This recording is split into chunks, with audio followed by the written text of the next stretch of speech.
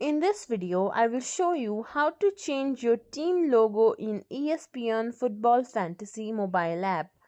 So for that, simply open up the app. Here you can see this scrolling menu bar. Simply click on football from here.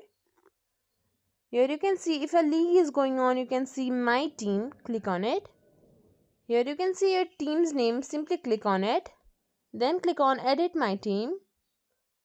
As you can see, a logo is here and right beside it there is this blue pencil icon. Click on it. Then click on select from logo pack or upload from your device. For now, let's go to select from logo pack.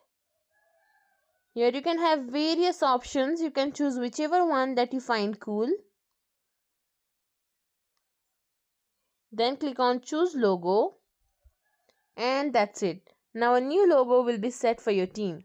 If you think this video was helpful, please like, share, subscribe to our channel, and thank you for watching.